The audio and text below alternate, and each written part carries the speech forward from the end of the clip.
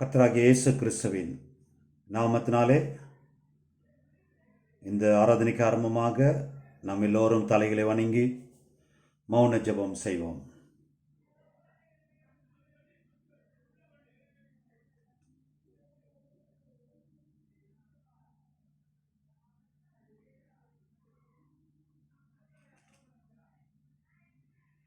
ஆமென். இயேசுவின் நாமத்தினாலே நம்ம எல்லோரும் இந்த ஆராதனைக்கு ஆரம்பமாக எழுந்து நின்று 118வது பாடலை பாடுவோம். எல்லோரும் எழுந்துருங்க. எழுந்த நாசி தேவரே மோற்றமங்கீகரிப்பே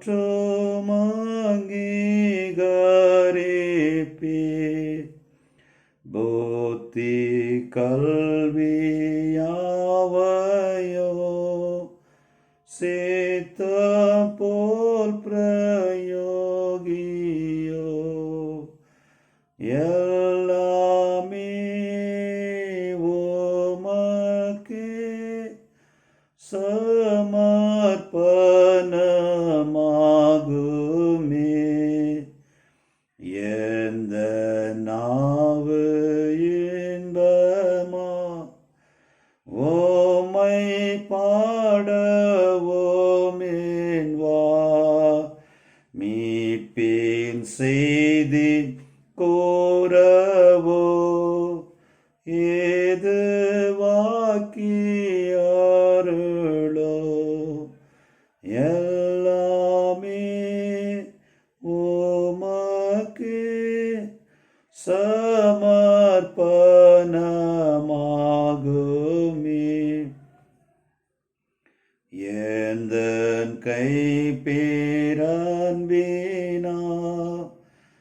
ஏவப்படும் எந்தன் சேவை செய்ய வீழையோ அழகாக விளங்கோ எல்லாமே உமக்கே சமர்ப்பணம் ஆகுமே.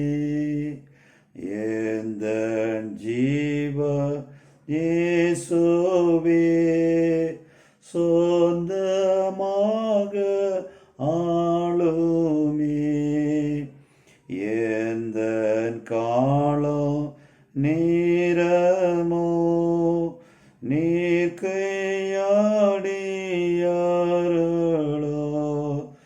எல்லாமே உமக்கே சமர்ப்பணமாகுமே. தேவனை கர்த்தர் நம்மை இந்த ஆராதனையில் கலந்து கொள்ளும்படியான ஒரு மிக பெரிதான கிருபை செய்திருக்கிறாரு. தேவனுக்கு நன்றி செலுத்துவோம். தொடர்ந்து தேவனை கர்த்தர் இந்நாள் மட்டும் நம்மை பாதுகாத்து ஆசீர்வதித்து பலப்படுத்தி உண்ண உணவை கொடுத்து உடுக்க உடை கொடுத்து இருக்க இருப்பிடத்தை கொடுத்து அவருடைய கிருபைக்குள்ளாக இரக்கத்திற்குள்ளாக அன்பிற்குள்ளாக தயவிற்குள்ளாக வாழும்படி கிருபை செய்திருக்கிறாரு. நம்ம தேவனுக்கு நன்றி செலுத்துவோம். இந்த ஆராதனைக்கு ஆரம்பமாக நாம் எல்லோரும் முழங்கார் படியிட்டு இயேசுவின் நாமத்தினாலே ஜெபிப்போம். ஹல்லேலூயா. கர்த்தராகிய இயேசு கிறிஸ்துவின் நாமத்தினாலே ஜெபிப்போம். ஹல்லேலூயா, ஹல்லேலூயா, ஹல்லேலூயா, ஹல்லேலூயா, ஹல்லேலூயா, ஹல்லேலூயா, ஹல்லேலூயா, ஹல்லேலூயா, ஹல்லேலூயா, ஹல்லேலூயா. ஷவல விரி விரி விரி விரி விரி விரி விரி விரி விரி விரி விரி விரி விரி விரி விரி விரி விரி விரி விரி. ஹல்லேலூயா, ஹல்லேலூயா, ஹல்லேலூயா, ஹல்லேலூயா, ஹல்லேலூயா, ஹல்லேலூயா, ஹல்லேலூயா, ஹல்லேலூயா, ஹல்லேலூயா, ஹல்லேலூயா, ஹல்லேலூயா, ஹல்லேலூயா, ஹல்லேலூயா, ஹல்லேலூயா, ஹல்லேலூயா, ஹல்லேலூயா, ஹல்லேலூயா, ஹல்லேலூயா, ஹல்லேலூயா, ஹல்லேலூயா. ஹல்லேலூயா வர விஷமலி விரிவில வர நர்வலி விரிவில வில வில வில வில வில வில வில வில வில. ஹல்லேலூயா, ஹல்லேலூயா, ஹல்லேலூயா, ஹல்லேலூயா, ஹல்லேலூயா, ஹல்லேலூயா. ஹல்லேலூயா, ஹல்லேலூயா, ஹல்லேலூயா, ஹல்லேலூயா. ஷவலி விரி விரி விரி விரி விரி விரி விரி விரி விரி விரி விரி விரி விரி. ஹல்லேலூயா, ஹல்லேலூயா, ஹல்லேலூயா, ஹல்லேலூயா, ஹல்லேலூயா, ஹல்லேலூயா, ஹல்லேலூயா, ஹல்லேலூயா, ஹல்லேலூயா.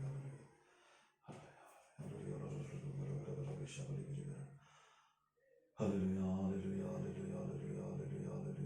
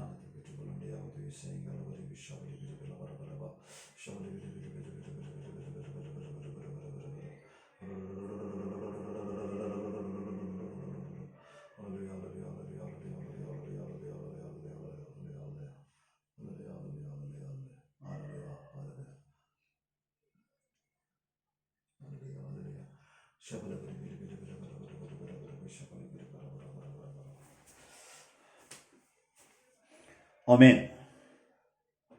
இயேசு கிறிஸ்துவின் நாமத்தினாலே உங்களோடு பேசுகிறேன். தேவனை கர்த்ததாமே நம்மை ஆசீர்வதிப்பாராக.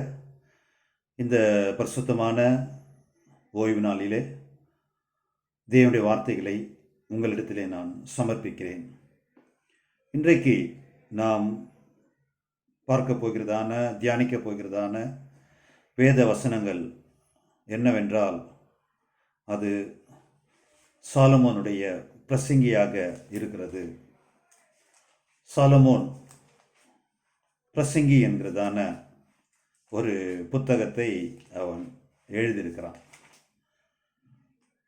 உங்கள் எல்லோருக்கும் தெரியும், சாலமோனுடைய நீதிமொழிகள், சாலமோனுடைய பிரசங்கி, அதன் பிற்பாடு சாலமோனுடைய உன்னத பாட்டு, மூன்றுமே ஒரு அருமையான புத்தகமாக இருக்கிறது. இதில் பிரசங்கி புத்தகத்தினுடைய மேன்மை என்ன என்றால், இந்த வேதத்தில் தன்னை பிரசங்கி என்று இந்த சாலமோன் சொல்லிக் கொள்கிறான். பிரசங்கி 1ஆம் அதிகாரம் எடுத்துக்கொள்ளுங்கள். பிரசங்கி 1ஆம் அதிகாரம் 1ஆம் வசனம் 2வது வசனம். பிரசங்கி 1ஆம் அதிகாரம் 1ஆம் வசனம் 2ஆம் வசனம். தாவீதின் குமாரனும் எருசலேமின் ராஜாவுமாகிய பிரசங்கியின் வாக்கியங்கள். மாயை மாயை எல்லாம் மாயை என்று பிரசங்கி சொல்லுகிறான். இப்பொழுது சாலமோன் ஞானி வயது சென்ற முதியோராக மாறிவிட்டார். இப்பொழுது தன்னை அவர் தாவீதின் குமாரன் என்றும் எருசலேமின் ராஜா என்றும் பிரசங்கி என்றும் தன்னை குறிப்பிடுகிறார். பிரசங்கி என்று குறிப்பிடுகிறார். இந்த வேதத்தில் நாம் புதிய ஏற்பாட்டில் தான் பார்க்குறோம் பிரசங்கி என்று சொல்லப்பட்டிருக்கு. புதிய ஏற்பாட்டில் பார்க்கிறோம் பிரசங்கி என்று சொல்லப்பட்டிருக்கு. நீங்கள் யாக்கோபு புத்தகத்தை எடுத்துக்கொள்ளுங்கள். யாக்கோபு 3ஆம் அதிகாரம், யாக்கோபு 3ஆம் அதிகாரம் 1ஆம் வசனம். யாக்கோபு 3ஆம் அதிகாரம் 1ஆம் வசனம். என் சகோதரரே, அதிக ஆக்கினையை அடைவோம் என்று அறிந்து உங்களில் அநேகர் போதகர் ஆகாதிருப்பீர்களாக என்று யாக்கோபு குறிப்பிடுகிறார். யாக்கோபு சொல்லிக்கொள்கிற இந்த வார்த்தையின் அர்த்தம் என்னவென்று சொன்னால், பிரசங்கி என்றாலும் போதகர் என்றாலும் ஒன்றுதான். ஞாபகம் வைத்துக் கொள்ளுங்க. பிரசங்கி என்றாலும் போதகர் என்றாலும் ஒன்றுதான். அதே எபேசியர் 4ஆம் அதிகாரம் 13ஆம் வசனத்தை எடுத்துக்கொள்ளுங்கள். எபேசியர் 4ஆம் அதிகாரம் வசனம் 13.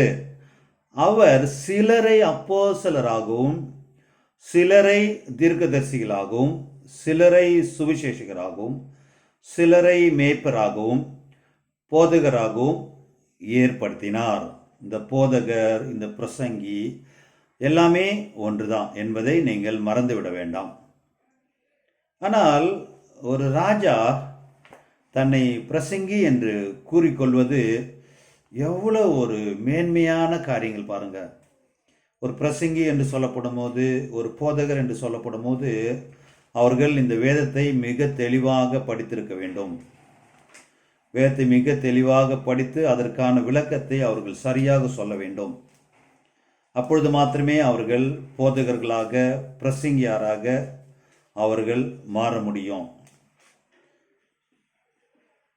இந்த சாலமோன் ஞானி தன்னை பிரசங்கி என்று சொல்லிக் கொள்கிறார். இப்பொழுது அவர் இந்த உலகத்தை பார்த்து மாயை மாயை எல்லாம் மாயை என்று பிரசங்கி சொல்லுகிறான் என்று குறிப்பிடுகிறார். ஒரு தாவீதின் குமாரனாக அல்ல, அல்லது எருசலேமின் ராஜாவாக அல்ல, இப்பொழுது ஒரு பிரசங்கியாக, முற்றும் அறிந்த ஒரு போதகனாக இந்த ஞானி மாற்றம் அடைந்திருக்கிறான். இந்த மாற்றத்தை அடைவதற்கு முன்பாக ஒரு வாழ்க்கையில சந்தித்ததான ஒரு அருமையான காரியத்தை நீங்கள் பார்க்க வேண்டும். நீதிமொழிகள் 1ஆம் அதிகாரம் 1ஆம் வசனம் எடுத்துக்கொள்ளுங்கள். நீதிமொழிகள் 1ஆம் அதிகாரம் 1வது வசனம். தாவீதின் குமாரனும் இஸ்ரவேலின் ராஜாவாகிய சாலமோனின் நீதிமொழிகள். இந்த நீதிமொழிகளில் இவர் தன்னை இஸ்ரவேலின் ராஜாவாகிய சாலமோனின் நீதிமொழிகள் என்று அவர் குறிப்பிடுகிறார். இப்பொழுது அவர் பிரசங்கி என்று குறிப்பிடல. நீதிமொழிகள் எழுதப்படும் போது அவர் ராஜாவாக இருந்து தன்னை சாலமோன் என்று அவர் சொல்லிக் கொள்ளுகிறார். உன்னத பாட்டு 1ஆம் அதிகாரம் 1ஆம் வசனத்தில் நீங்கள் பார்க்கப்படும் போது சாலமோன் பாடின உன்னத பாட்டு என்று குறிப்பிடுகிறது. சாலமோன் பாடின உன்னத பாட்டு. இப்போது இந்த உன்னத பாட்டு எழுதப்படும் பொழுது அவர் சாலமோன் என்று தன்னை அறிமுகப்படுத்திக் கொள்கிறார். அதே போல் நீதிமொழிகள் எழுதப்படும் போது அவர் தன்னை சாலமோன் என்று அறிமுகப்படுத்திக் கொள்கிறார். ஆனால் பிரசங்கி எழுதப்படும் பொழுது தன்னை பிரசங்கி என்று அவர் அறிமுகப்படுத்துகிறார். யோசித்து பாருங்க, ஏன் இப்படி தன்னை ஒரு பிரசங்கியராக அவர் மரிப்பதற்கு முன்பாக அவர் தன்னை மாற்றிக்கொண்டார்? இஸ்ரவேலின் ராஜாவாக இருந்த இந்த தாவீதின் குமாரன் இப்பொழுது எருசலேமின் ராஜாவுமாகிய பிரசங்கியின் வாக்கியங்கள் என்று அவர் பதிவு செய்கிறார். அந்த பதிவு செய்த அடுத்த வினாடி மாயை மாயை எல்லாம் மாயை என்று பிரசங்கி சொல்லுகிறான். ஒரு பிரசங்கியாக, ஒரு போதகனாக நான் உங்களுக்கு இந்த உலகத்தை பற்றி குறிப்பிடுகிறேன். இது எல்லாமே மாயை. நீங்களோ அல்லது நானோ சொல்வதற்கான அந்த அருகதை நமக்கு கிடையாது. ஏனென்று சொன்னால் நாமோ இந்த சாலமனை போல எதையுமே அனுபவிக்கவில்லை. நம்ம ராஜா கிடையாது, நம்ம சாதாரணமான ஒரு மனித குலம். ஆனால் இவன் இஸ்ரவேலை 40 வருஷம் அரசாண்ட ஒரு ராஜாவாக இருக்கிறான். இவருடைய ராஜ்யத்தினுடைய மேன்மை என்னவென்று பார்த்தால், அதன் பிற்பாடு இவன் இந்த மாயை என்று சொல்வதற்கான அர்த்தத்தை நாமோ அறிந்து கொள்ளலாம். இப்பொழுது 1 நாளாகமும் 4ஆம் அதிகாரம் எடுத்துக்கொள்ளுங்கள். 1 நாளாகமும்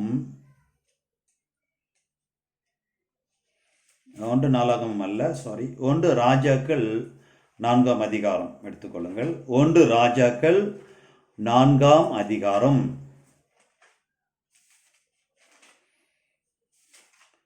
இப்பொழுது சாலமோனுடைய அவனுடைய லைஃப் பாருங்க, அவனுடைய லைஃப் எப்படி இருந்திருக்கு அப்படின்னு பாருங்க. 4ஆம் அதிகாரம் 22வது வசனம்.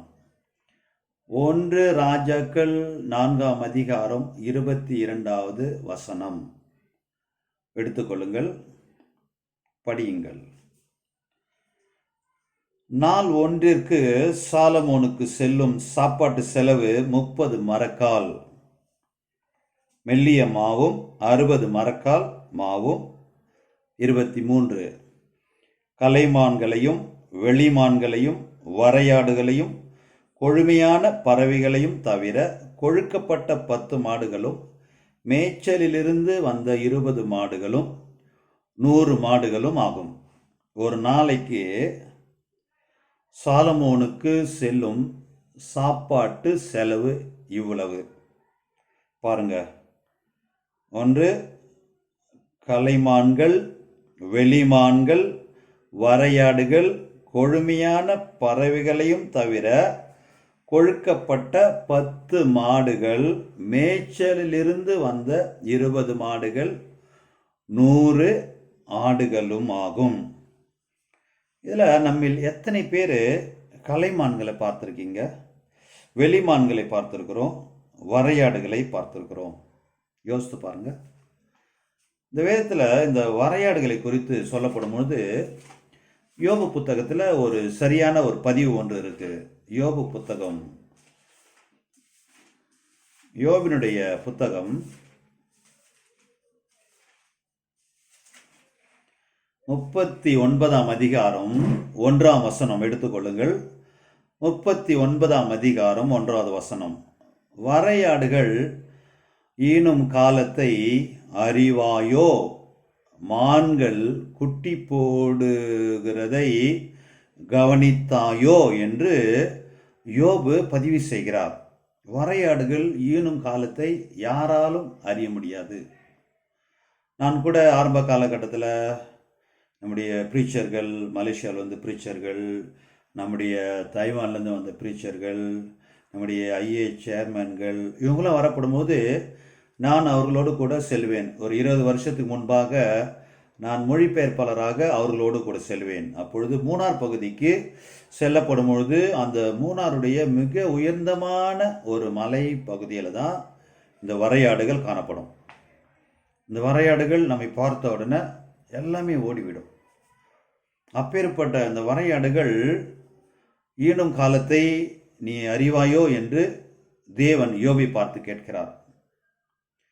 அப்பேற்பட்ட வரையாடுகள் ஏனென்றால் இந்த வரையாடுகளை காண்பது மிகுந்த கடினமான ஒன்று.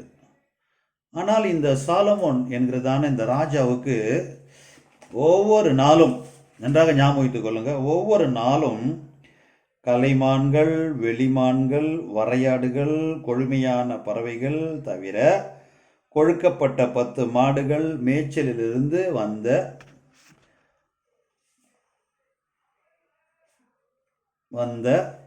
என்று சொல்லப்பட்டிருக்கு. மேய்ச்சலிலிருந்து வந்த 20 மாடுகள், 100 ஆடுகள். எவ்வளவு ஒரு சுகபோகமான வாழ்க்கையை இந்த சாலமோன் வாழ்ந்திருக்கிறார் என்று பாருங்கள். அதற்காக தான் குறிப்பிடுகிறேன். சாலமோனுடைய வாழ்க்கையில் எவ்வளவு சுகம். ஒரு நாளைக்கு நமக்கு செலவு ஒவ்வொரு நாட்டிற்கும் வித்தியாசப்படுகிறது. யாராவது ஒருவராவது இப்பேற்பட்ட உணவை அவங்க தங்களுடைய வாழ்நாட்களில் சாப்பிட்டு இருப்பார்களா என்று பாருங்கள். சாலமோன் ஞானி அதை சாப்பிட்டிருக்கிறார். அதற்கு அடுத்ததாக அதே 1 ராஜாக்கள் 4ஆம் அதிகாரம் 29 சொல்லப்பட்டிருக்கு. தேவன் சாலமோனுக்கு மிகுதியான ஞானத்தையும் புத்தியையும் கடற்கரை மணலத்தனையான விருத்தியையும் கொடுத்தார். சகல கிழக்கத்தி புத்திரரின் ஞானத்தையும் எகிப்தியரின் சகல ஞானத்தையும் பார்க்கிறோம். சாலமோனின் ஞானம் சிறந்ததாக இருந்தது. ஒன்று, சாலமோன் சிறந்த ஞானியாக காணப்பட்டான். அவனை ஞானத்தை கம்பேர் பண்ணி பார்த்தீர்கள் என்று சொன்னால், கிழக்கத்தி புத்திரரின் ஞானத்தை பார்க்கிறோம், எகிப்தியரின் சகல ஞானத்தை பார்க்கிறோம். சாலமோனின் ஞானம் சிறந்ததாக இருந்தது. அவனுடைய காலகட்டத்தில் அவனுக்கு நிகனானவர்கள் யாருமே கிடையாது.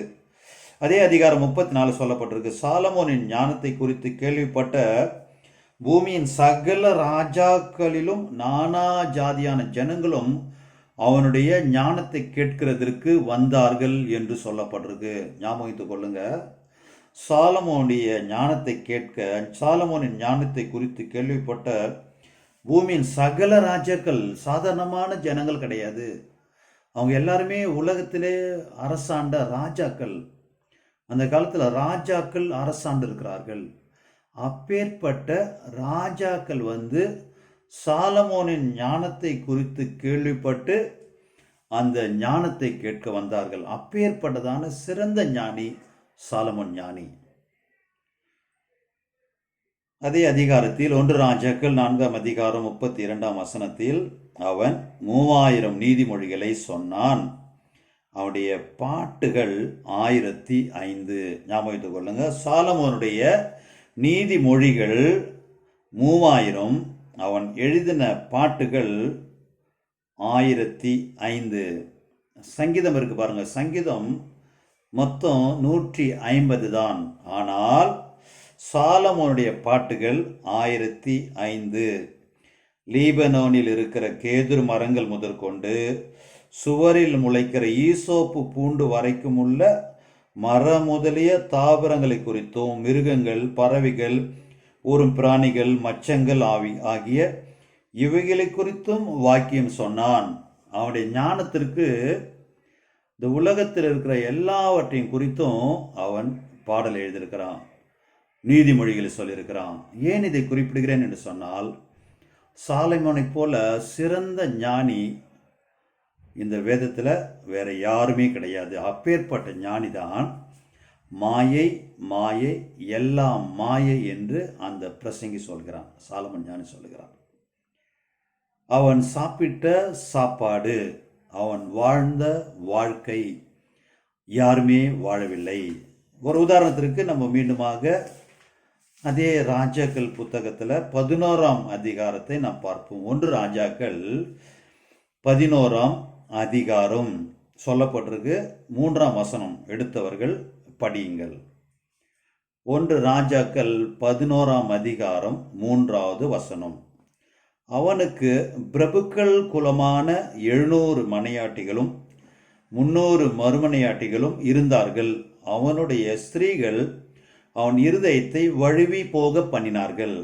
பாருங்க, அவனுக்கு பிரபுக்கள் குலமான 700 மனையாட்டிகளும் 300 மறுமனையாட்டிகளும் இருந்தார்கள். அவனுடைய ஸ்திரீகள் அவன் இருதயத்தை வழுவி போக பண்ணினார்கள் என்று சொல்லப்பட்டிருக்கு. 3 காரியம். 1, அவன் சாப்பிட்ட சாப்பாடு. அதற்கு அடுத்தது அவனுடைய ஞானம், அவனுடைய அறிவு. உலகத்தினுடைய அனைத்து ராஜாக்களும் வந்து அவனுடைய ஞானத்தை கேட்க வந்தார்கள். அவன் எழுதின பாடல்கள், நீதிமொழிகள் எல்லாமே அதிகமாக இருக்கிறது. அதன் பிற்பாடு அவனுடைய வாழ்க்கையிலும் கூட அவனுக்கு ஒரு 700 மனையாட்டிகள் 300 மறுமனையாட்டிகள் இருந்தார்கள்.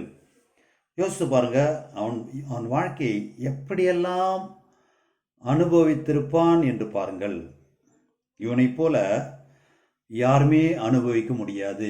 நாம் வாழ்க்கை குறித்து மாயை மாயை எல்லாம் மாயை என்று சொன்னால், நாம் எப்பொழுதுமே மாயையாக தான் வாழ்ந்து கொண்டிருக்கிறோம். இன்னைக்கு வரையும் நம்ம மாயான உலகத்தில் மாயையாக தான் வாழ்ந்து கொண்டிருக்கிறோம். சாலமனை போல எதுவையும் நாம் சரியானபடி அனுபவிக்கவில்லை.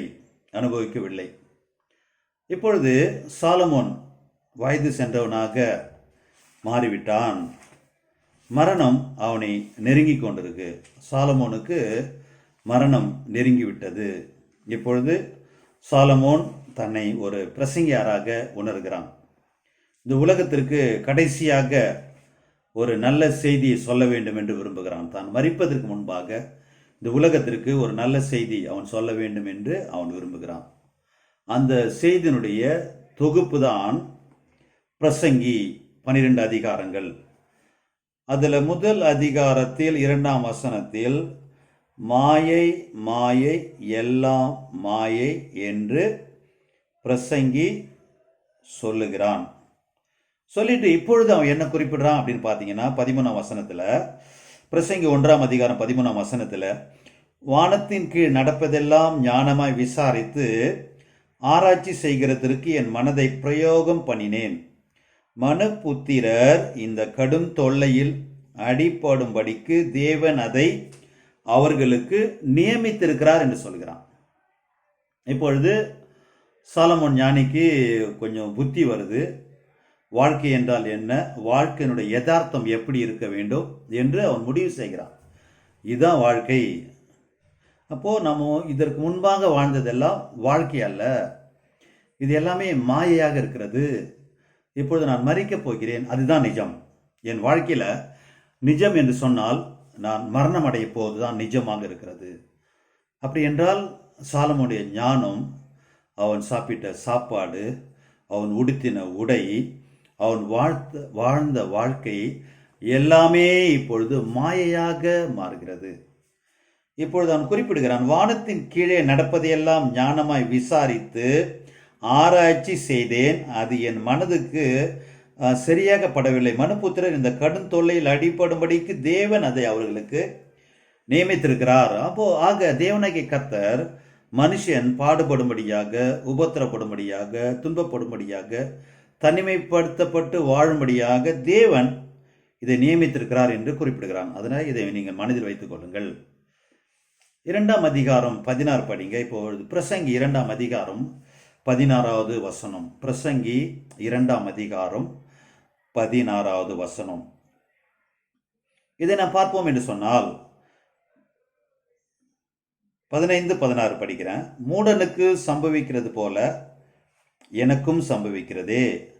அப்படி இருக்க நான் அதிக ஞானம் அடைந்ததினால் காரியம் என்ன என்று சிந்தித்தேன். இதுவும் மாயை என்று என் உள்ளத்திலே எண்ணினேன். மூடன் என்றாலும் ஞானி என்றாலும் என்றைக்கும் நினைவில் இருப்பதில்லை. இப்பொழுது இருக்கிறதெல்லாம் வருங்காலத்தில் மறக்கப்பட்டு போகும். மூடன் எப்படி சாகிறானோ அப்படியே ஞானியும் சாகிறான். இப்பொழுது சாலமோன் ஞானிக்கு மனதுக்கு சஞ்சலம் ஏற்படுகிறது. அவர் ராஜாவாக இருக்கப்படும் போது அவருக்கு சஞ்சலம் ஏற்படல. அவர் ரொம்ப சந்தோஷமாக இருந்தார்.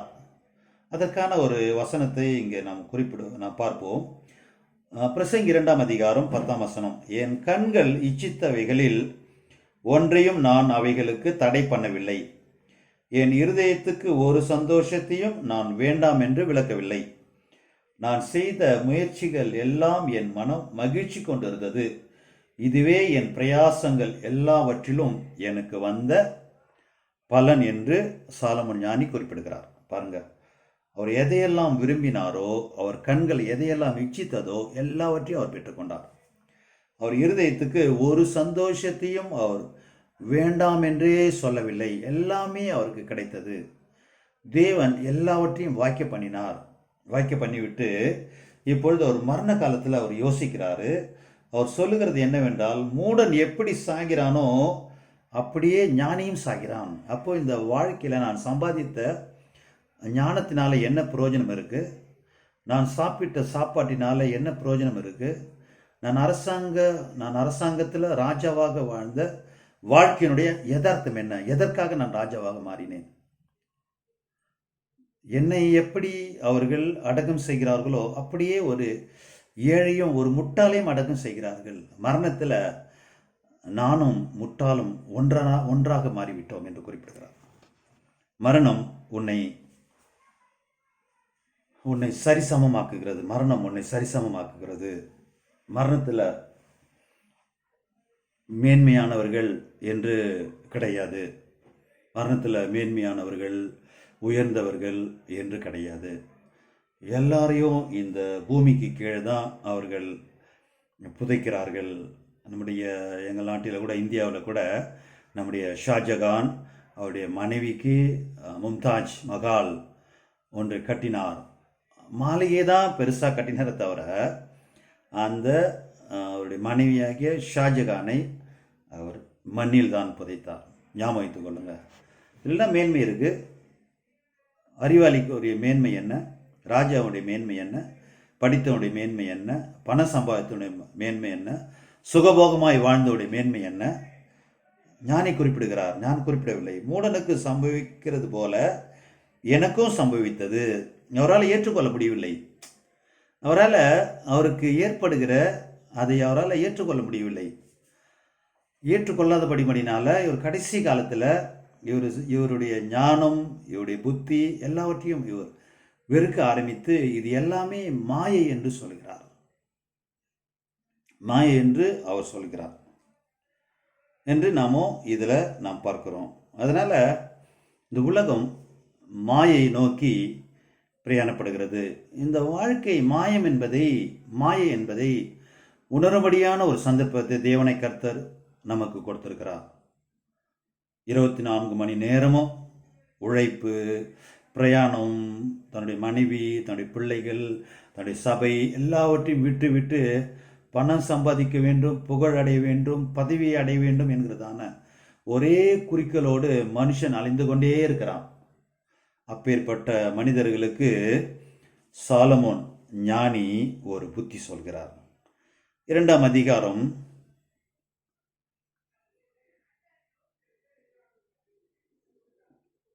23வது வசனம். அவன் நாட்கள் எல்லாம் அலுப்புள்ளது, அவன் வேலைகள் வருத்தம் உள்ளது, ராத்திரியிலும் அவன் மனதுக்கு இளைப்பாறுதல் இல்லை, இதுவும் மாயை என்று குறிப்பிடுகிறார். ஒரு மனுஷன் இந்த உலகத்தில் வாழ்றதுக்கு காரணம் அவன் இரவில் தூங்கப்படும் போது நிம்மதியாக சந்தோஷமாக அவன் இளைப்பாற வேண்டும்.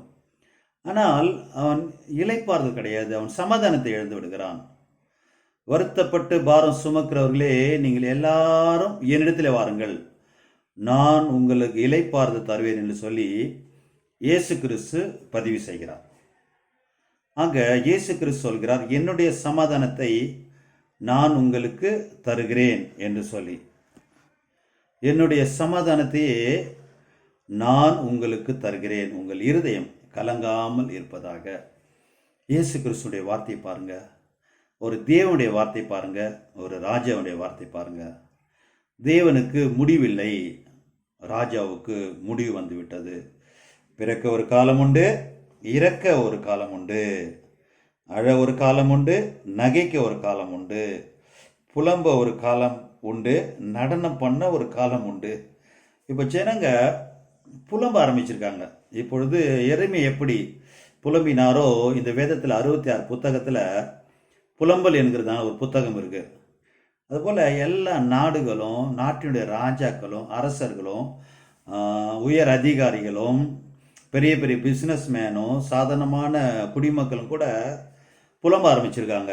காரணம் என்ன தெரியுமா? அவர் தான் எழுதியிருக்காரு, சாலமோன் ஞானி எழுதியிருக்காரு, புலம்ப ஒரு காலம் இருக்கு. எப்படி எரேமியா தன்னுடைய தேசத்திற்காக புலம்பினாரோ, என் தேசம் சிறைப்பட போகிறது, அதனால என்னால் அழாமல் இருக்க முடியாது என்று சொல்லி எரேமியா புலம்பிக் கொண்டிருந்தான். ஆனால் இவர் ஞானி குறிப்பிடுகிறார், புலம்ப ஒரு காலம் உண்டு என்று குறிப்பிடுகிறார். அதான் இப்பொழுது பிரசங்கி என்று சொல்லப்படும் போது சாலமோனுடைய புலம்பல் போல இருக்கிறது. அவன் நாட்கள் எல்லாம் அலுப்புள்ளது, அவன் வேலைகள் வருத்தம் உள்ளது, ராத்திரியிலும் அவன் மனதுக்கு இளைப்பாறுதல் இல்லை, இதுவும் மாயையே என்று அவன் குறிப்பிடுகிறான். நீங்கள் அதே பிரசங்கி புத்தகத்தில் 3ஆம் அதிகாரம் 10ஆம் வசனம் படிங்க. மனுப்புத்திரர் பாடுபடும்படி தேவன் அவர்களுக்கு நியமித்த தொல்லையை கண்டேன். இப்போ மனுஷங்க ஒரு காலத்தில் பாடுபட வேண்டும் என்று சொல்லி தேவன் அவர்களுக்கு தொல்லையை நியமித்திருக்கிறார் என்று பார்க்கிறோம். இப்போ இதற்கான ஒரு சொல்யூஷன் என்ன தெரியுமா அவர் குறிப்பிடுகிறாரு? இந்த பிரசங்கி அவர் எழுதப்படும் போது அவர் மாயை குறித்து எழுதினாலும் கூட அதற்கு ஒரு சொல்யூஷன் ஒன்று அவர் சொல்கிறாரு. என்னன்னு பார்த்தீங்கன்னா, பிரசங்கி 3ஆம் அதிகாரம் 12ஆம் வசனத்தில், மகிழ்ச்சியாக இருப்பதும் உயிரோடு இருக்கையில் நன்மை செய்வதுமே அல்லாமல் வேறொரு நன்மையும் மனுஷருக்கு இல்லை என்று அறிந்தேன். தன்னுடைய வாழ்நாட்களில் மனுஷர்களுக்கு தீமை செய்யாதபடிக்கு இந்த உயிரோடு இருக்கிற வரையும் மகிழ்ச்சியாக இருங்க, அதுக்கப்புறம் உயிரோடு இருக்கையில் நன்மை செய்யுங்க, எல்லாருக்கும் நன்மை செய்யுங்க. இயேசு கிறிஸ்து நன்மை செய்கிறவராக சுற்றி திரிந்தார். அவர் மரிக்கப்படும் போது கூட, பிதாவே இவர்கள் பாவத்தை இவர்கள் மீது சுமத்தாதிரும் என்று சொல்லி அவர் நன்மையை செய்து கொண்டிருந்தார். அவர் நன்மையை செய்து கொண்டிருந்தார். யோசித்து பாருங்க, நாம நன்மை செய்கிறோமா?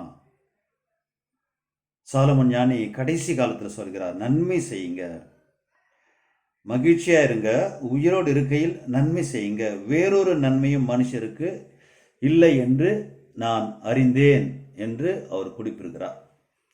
அதற்கு அடுத்ததாக 4ஆம் அதிகாரம் 6ஆம் வசனம், வருத்தத்தோடும் மன சஞ்சலத்தோடும் 2 கைப்பிடியும் நிறைய கொண்டிருப்பதை பார்க்கிறோம், அமைதலாக ஒரு பிடி நிறைய கொண்டிருப்பதே நலம் என்று குறிப்பிடுகிறார்.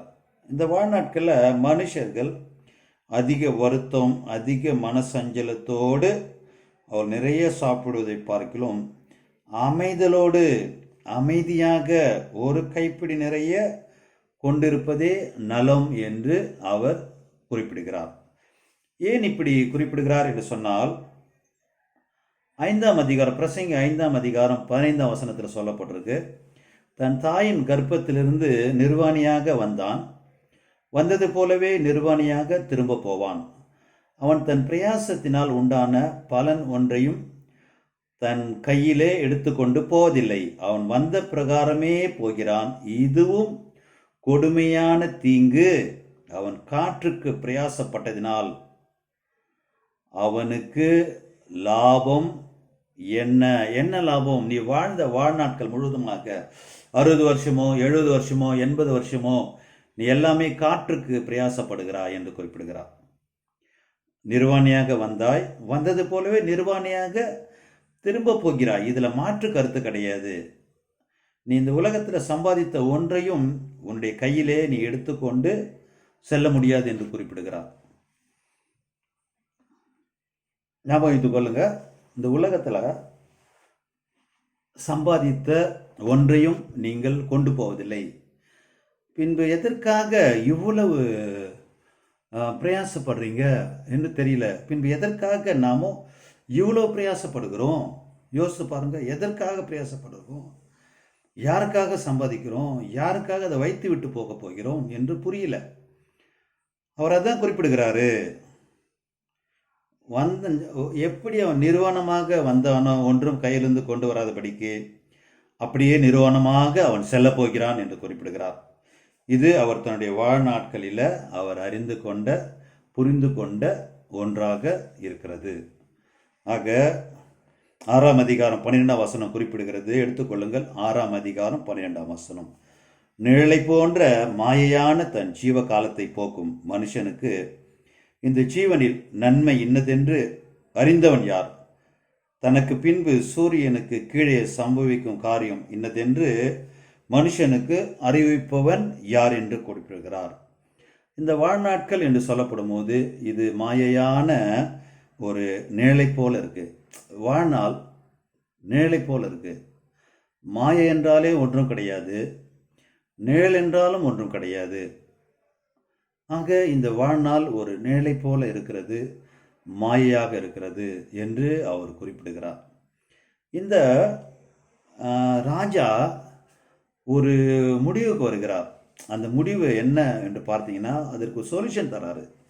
இந்த மாயையான உலகத்திலிருந்து நீ தப்பித்து கொள்ள வேண்டும் என்று சொன்னால் ஒரு காரியத்தை நீ செய்ய வேண்டும். ஒரு காரியத்தை செய்ய வேண்டும். அது என்னவென்றால், ஒன்று நன்மை செய்யணும். அதற்கு அடுத்தது 11ஆம் அதிகாரம், பிரசங்கி 11ஆம் அதிகாரம் 2ஆம் வசனத்தில் 7 பேருக்கும் 8 பேருக்கும் பங்கிட்டு கொடு. பூமியின் மேல் என்ன ஆபத்து நேரிடுமோ உனக்கு தெரியாது என்று குறிப்பிடுகிறார். போதும் என்கிற மனதுடனே கூடிய தேவபக்தியே மிகுந்த ஆதாயம். உண்ண உணவும் உடுக்க உடையும் இருந்தால் போதுமென்று இருக்க கடவோம் என்று நம்முடைய பவுல் குறிப்பிடுகிறார். அதே போல சாலமோன் ஞானி குறிப்பிடுகிறார், 7 பேருக்கும் 8 பேருக்கும் பங்கிட்டு கொடு. இப்பொழுது ஒரு கஷ்ட காலத்தில் நம்ம வந்திருக்கிறோம். இந்த கொரோனா பீரியடில் நம்ம வந்திருக்கிறோம். அப்பொழுது கூட நமக்காக தான் வாழ்கிறோமே தவிர நாம் அடுத்த நாள் அடுத்த மாதத்திற்கு என்ன செய்வோம் என்று சொல்லி பொருளை நாம் எல்லாருமே நம்ம இருப்பு வைக்கிறோம். நிறைய பொருளை வாங்கி வைத்துக்கொண்டு எப்படியாவது இந்த மாதத்தை ஓட்டி விடலாம் என்று சொல்லி நாம் நினைக்கிறோம். ஆனால் அடுத்த வேளை சாப்பாட்டுக்கு வழி இல்லாமல் நிறைய பேர் இருக்காங்க. என்னைக்காவது கிறிஸ்துவ சமுதாயம் என்று சொல்லப்படுகிற நாமும் யோசித்திருக்கிறோமா? வேதம் சொல்லப்பட்டிருக்கு, 7 பேருக்கு முடிஞ்சது குறைஞ்சபட்சம் 7 பேருக்காவது 8 பேருக்காவது நீ பங்கிட்டு கொடு. எது உன்னிடத்தில் இப்பொழுது இருக்கிறதோ அதை 7 பேருக்காவது 8 பேருக்காவது பங்கிட்டு கொடு. பூமியின் மேல் என்ன ஆபத்து நேரிடுமோ உனக்கு தெரியாது. ஆக இந்த உலகத்தில் எது நடைபெறும், இந்த பூமியின் மேலே எது நடைபெறும் என்று யாராலும் கணிக்க முடியாது. இந்த 2020ஆம் வருஷத்தில் இந்த உலகத்தில் இருக்கிற யாருமே இப்பேற்பட்டதான வியாதி இந்த உலகத்தை தாக்கப் போகிறது என்று சொல்லி யாருமே கணிக்கவில்லை. அதுபோல் இனிமேல் என்ன நடக்கும் என்று நமக்கு தெரியாது. அதனால நிறையா சம்பாதித்து சம்பாதித்து 10 15 பேங்க்கில் போயிட்டு அக்கௌண்ட் ஓப்பன் பண்ணி அங்கே பணத்தை போட்டுட்டு ரொம்ப நிம்மதியாக நாம் இருக்கிறோம், ரொம்ப நிம்மதியாக இருக்கிறோம். ஆனால் வேதம் அப்படி சொல்லலை. வேதம் சொல்கிறது 7 பேருக்கோ அல்லது 8 பேருக்கோ பங்கிட்டு கொடு, பூமியின் மேல் என்ன ஆபத்து நேரிடுமோ உனக்கு தெரியாது. 7 பேர் கூட தேவையில்ல, 8 பேர் கூட தேவையில்ல, அட்லீஸ்ட் உங்க வீட்டு பக்கத்தில் இருக்கவனுக்கு நீ உதவி செய். உன்னால் முடிந்தது நீ கொடு. ஞாபகத்துக்கு கொள்ளுங்க. இந்த விதமான கஷ்ட காலத்தில் கூட எனக்கு கீழே யார் இருக்கிறார்கள் என்று சொல்லி நானும் 2 பேரை தேர்வு செய்திருக்கிறேன் உதவி செய்வதற்காக. 2 பேர் மிகவும் மோசமான வேலைகள், அன்றாடம் காட்சிகள். என்னால் முடிந்த உதவிகளை அவர்களுக்கு நான் செய்கிறேன். நீங்களும் அப்படியாக செய்யும்படியாக நான் கேட்டுக்கொள்கிறேன். அதன் பிற்பாடு இன்னொரு சொல்யூஷன் அவர் தராரு. அது என்ன என்று பார்த்தீர்கள் என்று சொன்னால் 12ஆம் அதிகாரம் 1. இதுதான் அவர் முடிக்கிறது. இந்த மாயையான ஜீவ வாழ்க்கை எல்லாமே மாயை. பண மாயை, பொருள் மாயை, அறிவு மாயை, உணவு மாயை, உடை மாயை, பதவி மாயை, எல்லாமே மாயை என்று சொல்லுகிறவர் ஒரு காரியத்தை இந்த கிறிஸ்தவ உலகத்திற்கு அவர் பதிவு செய்கிறார். அவர் எழுதின கடைசி ஒரு அதிகாரம் இந்த 12 தான்.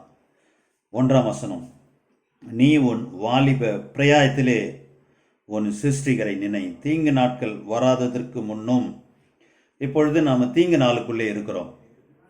ஆனால் ஞானி குறிப்பிடுகிறார், உன் வாலிப வயதில் உன்னை படைத்த தேவனை நினை. என்னை யார் படைத்தது? என் தாய் தகப்பன் என்னை பெற்றார்கள். அவர்களுக்கான முன்னோர்கள் யார்?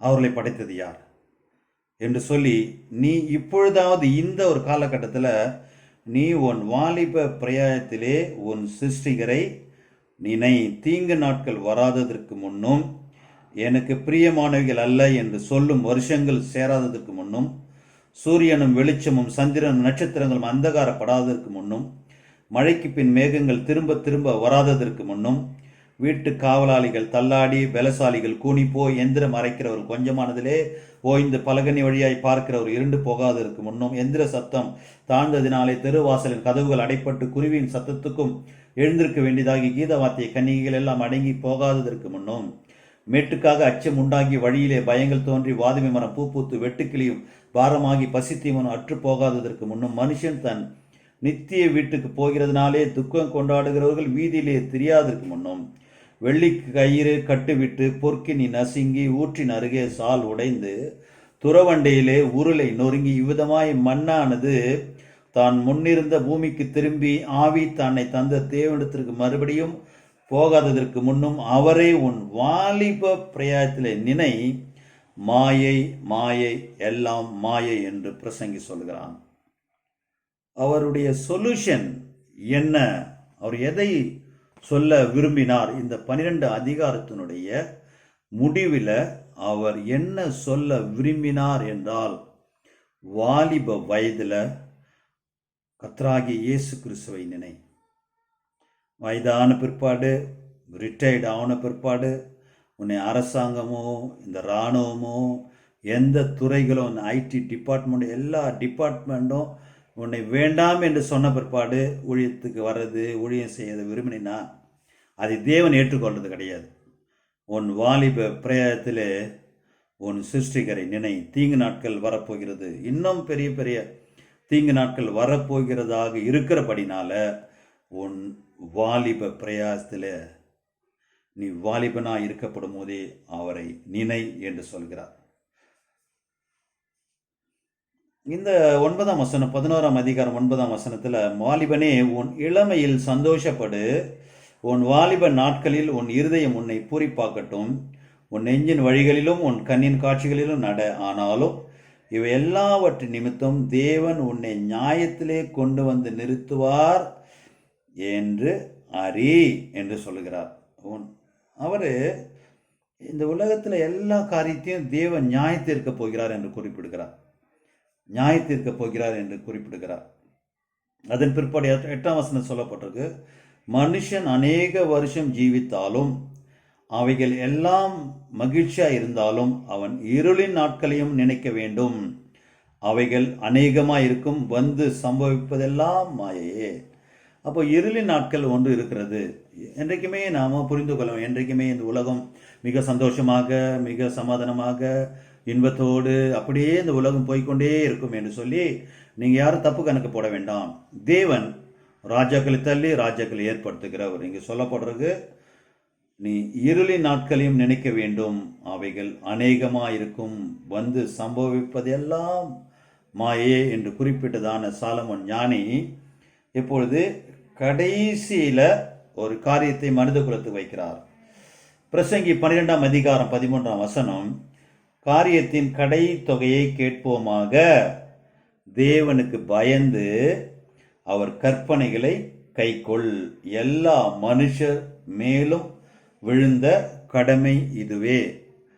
சாலமோன் ஞானி ஒரு குறிப்பிட்ட இடைப்பட்ட காலத்தில் தேவனுக்கு பயப்படாமலே இருந்து விட்டார். விக்கிரகாராதனை செய்ய ஆரம்பித்தார், அநேக புறஜாதி பெண்களை திருமணம் செய்து விட்டார், இப்படி அநேக தவறுகளையும் பாவங்களையும் செய்து விட்டார். இப்பொழுது அவருக்கு இந்த கடைசி காலத்தில் பயம் வந்து விட்டது. அதனாலே அவர் குறிப்பிடுகிற காரியத்தினுடைய கடைத்தொகை என்னவென்றால், தேவனுக்கு பயப்படு, தேவனுக்கு பயப்படு. நீங்கள் மனுஷங்களுக்கு பயப்படுறீங்க, வேலை செய்கிற அதிகாரிகளுக்கு பயப்படுறீங்க, அரசாங்கத்துக்கு பயப்படுறீங்க, ஆனால் தேவனுக்கு பயப்படுறதில்ல. இன்றைக்கு யாருமே வீட்டை விட்டு வெளியே வராமல் இருக்கிறோம். காரணம் என்ன? அரசாங்கத்தினுடைய கட்டுப்பாடு. அப்போது நம்மாலே அரசாங்கத்திற்கு கட்டுப்பட முடிகிறது, அரசாங்கத்திற்கு பயப்படுகிறோம். காரணம் என்ன? தண்டனை. அதன் பிற்பாடு அபராத தொகை கட்ட வேண்டும்,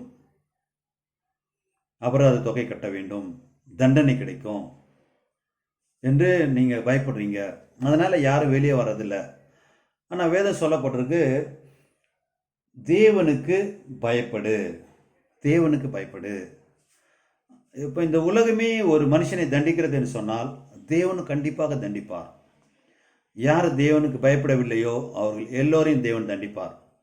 அதனால் தயவு செய்து எல்லாரும் தேவனுக்கு பயப்படுங்க. அதற்கு அடுத்தது, அவர் கற்பனைகளை கைக்கொள். இந்த வேதத்தில் சொல்லப்பட்டதான தேவனாகிய கர்த்தர் கொடுத்த எல்லா கட்டளைகளையும் நீ பயப்படு. பொய் சொல்லாதிருப்பாயாக, விபச்சாரம் செய்யாதிருப்பாயாக, களவு செய்யாதிருப்பாயாக, தகப்பனையும் தாயும் கனம் பண்ணுவாயாக, ஓய்வு நாளை பரிசுத்தமாக நினைப்பாயாக என்கிறதான கட்டளைக்கு பயப்படுங்க. அப்போ இந்த சாலமோன் ஞானியுடைய முடிவு என்ன அப்படின்னு பார்த்தீங்கன்னா, நீங்கள் கர்த்தருக்கு பயப்படணும். நீ கர்த்தருக்கு பயப்படுகிறாய் என்று சொன்னால் அந்த 10 கட்டளைகளுக்கும் நீ கீழ்ப்படியணும், அதை கை கொள்ளணும். அந்த பரிசுத்தமான அந்த ஆசரிப்பை, அந்த ஓய்வு நாள் ஆராதனையை நீங்கள் கடைபிடிக்க வேண்டும். அது 10 கட்டளைகளில் ஒன்றாக இருக்கிறது என்று அவர் பதிவு செய்கிறார். ஒவ்வொரு கிரியையும், அந்தரங்கமான ஒவ்வொரு காரியத்தையும், நன்மையானாலும் தீமையானாலும் தேவன் நியாயத்திலே கொண்டு வருவார். ஆக இந்த அருமையான ஒரு ஆராதனையில் நாம் எல்லோரும் ஒன்று கூடியிருக்கிறோம். நம்முடைய சாலமோனை போல வாழ்ந்தவர்கள் யாருமே கிடையாது. அப்படி சுகபோகமாக வாழ்க்கை நடத்தினவர் மரிப்பதற்கு முன்பாக அவர் சொல்கிறார், மாயை மாயை எல்லாம் மாயை என்று பிரசங்கி பதிவு செய்கிறார். பதிவு செய்துவிட்டு வாழ்க்கை ஒரு நிழலை போல இருக்கிறது, அறிவு பெருத்தவன் நோ பெருத்தவன் என்று குறிப்பிடுகிறார், அதிக படிப்பு உடலுக்கு இளைப்பு என்று குறிப்பிடுகிறார். இதனால என்ன பிரயோஜனம் இருக்கு? ஒரே ஒரு காரியத்தை நீங்கள் செய்யணும். வாலிப வயதில் நீங்கள் உங்கள் சிருஷ்டிகரை நினைக்கணும், ஒவ்வொரு நாளும் நினைக்கணும். நன்றாக வேலை செய்து விட்டு உலகத்தை அனுபவிச்சுட்டு கடைசி காலத்தில் வந்து நான் ஊழியம் செய்கிறேன், சபையில் இந்த பொறுப்பு எடுத்துக்கிறேன், அந்த பொறுப்பு எடுத்துக்கிறேன்னு சொன்னீங்கன்னா அது தேவனுக்கு பிரியமில்லாத ஒரு காரியம். உன்னுடைய அறிவு, உன்னுடைய ஞானம், உன்னுடைய இளமை எல்லாவற்றையும் இந்த உலகத்துக்கு கொடுத்து விட்டு கடைசி நேரத்தில் இந்த உலகம் உன்னை புறக்கணிக்கிற பொழுது நீ தேவனுடைய சமூகத்தில் வந்து, ஆண்டவரே நான் உமக்கு ஊழியம் செய்கிறேன் என்று சொன்னால் தேவன் உன்னை எப்படி ஏற்றுக்கொள்வார்? யோசித்து பாருங்கள். இயேசு கிறிஸ்து தன்னுடைய ஊழியத்திற்கு தேர்வு செய்த 12 பேருமே சரியான வாலிபர்கள். இயேசு கிறிஸ்து 30 வயதில் ஊழியத்துக்கு வருகிறார். அவரோடு கூட வந்த அனைவருமே ஏறக்குறைய 30 வயதுடையவர்கள். எல்லாமே மிக சரியான வாலிபர்கள். இயேசு வாலிபர்களை தேர்வு செய்தார்.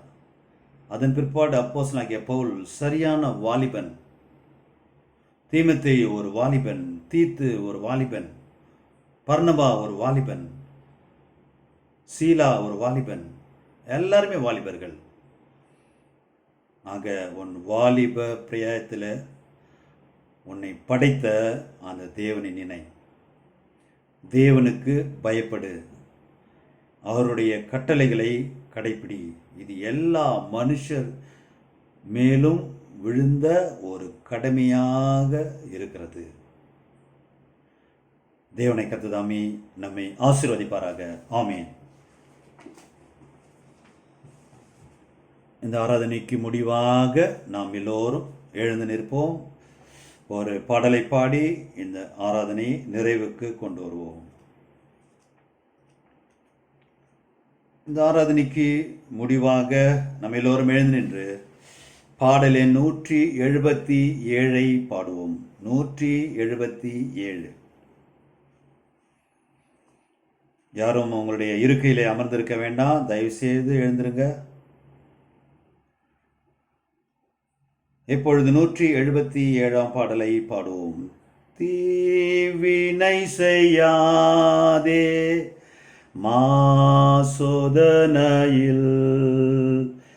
பொல்லாங்கனை வென்று போராட்டத்தினில், வீணாசையை மோற்றோ கீழடங்குவார். ஏசையரை நம்பி வேன்றேகி போவார்.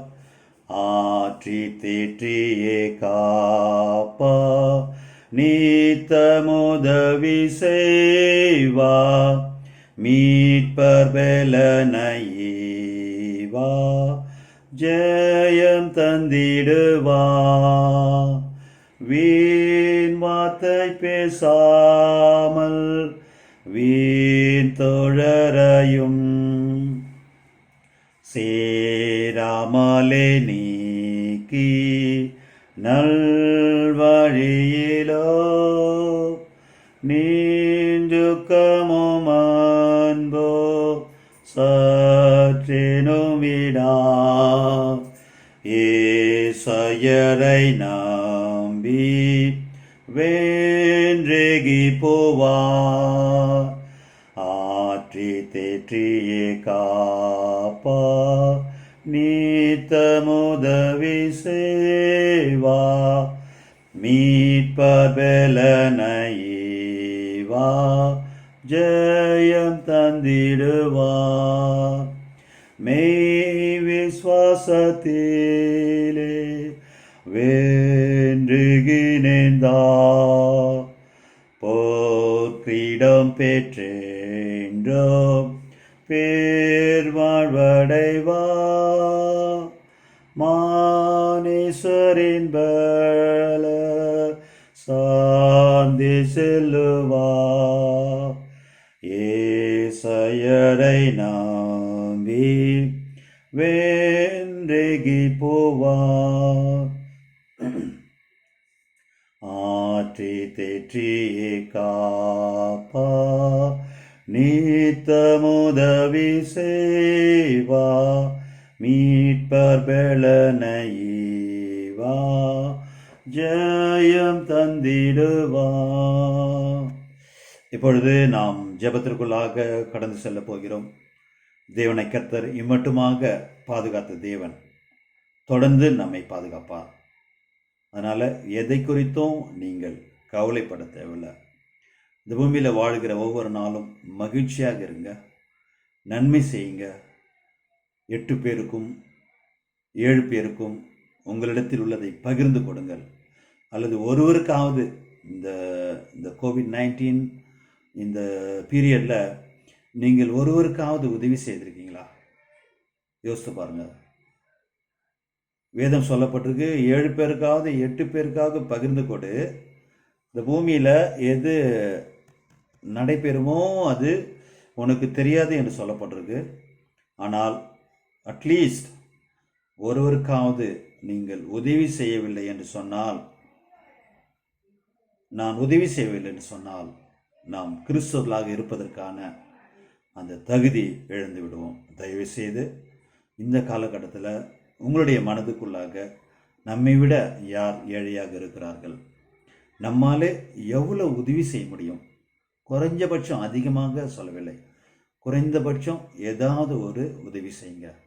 தேவனை கர்த்தர் நம்மை ஆசீர்வதிப்பார், இந்த சிறையிருப்பை மாற்றுவார், மீண்டுமாக இந்த பூமி இந்த உலகம் பழையபடியாக இயங்கும்படியாக செய்வார். இயேசு கிறிஸ்துவின் நாமத்தினாலே நம்ம எல்லோரும் முழங்கற்படியிடுவோம், ஜெபம் செய்வோம். ஹல்லேலூயா. கர்த்தராகிய இயேசு கிறிஸ்துவின் நாமத்தினாலே ஜெபிப்போம். ஹல்லேலூயா, ஹல்லேலூயா, ஹல்லேலூயா, ஹல்லேலூயா, ஹல்லேலூயா, ஹல்லேலூயா, ஹல்லேலூயா, ஹல்லேலூயா, ஹல்லேலூயா, ஹல்லேலூயா, ஹல்லேலூயா, ஹல்லேலூயா, ஹல்லேலூயா, ஹல்லேலூயா. ஹல்லேலூயா, ஷபரி பிரி பர பர பர ஷபரி பிரி பர பர ஷபரி பிரி பர பர ஷபரி பிரி பர பர பர.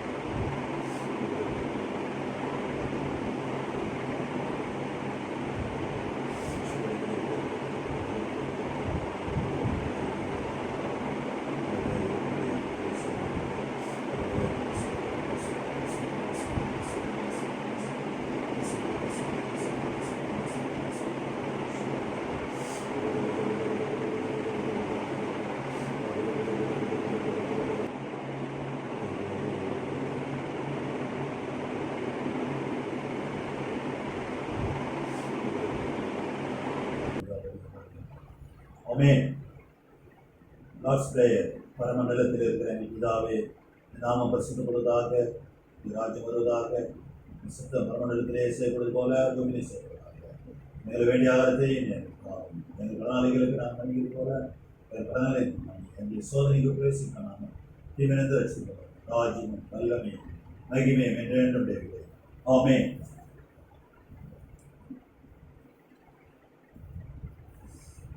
ஹல்லேலூயா. தேவனை கர்த்ததாமே உங்களை ஆசீர்வதிப்பாராக. மீண்டுமாக தேவனை கர்த்தர் அடுத்த வாரம் சந்திக்கும்படியான ஒரு கிருபையை செய்வார் என்று நான் நம்புகிறேன். மீண்டுமாக நாம் ஒருவர் சந்திக்கின்ற வரையில் தேவனுடைய கிருபை, இரக்கம், அன்பு, தயவு நம்மோடு கூட இருக்கும்படியாக நான் ஜெபிக்கிறேன். ஆமென். மீண்டுமாக இந்த ஆராதனை சகோதரர் மூர்த்தி இடத்துல நான் ஒப்புக் கொடுக்கிறேன். ஆமென். God bless you. நன்றி. வணக்கம்.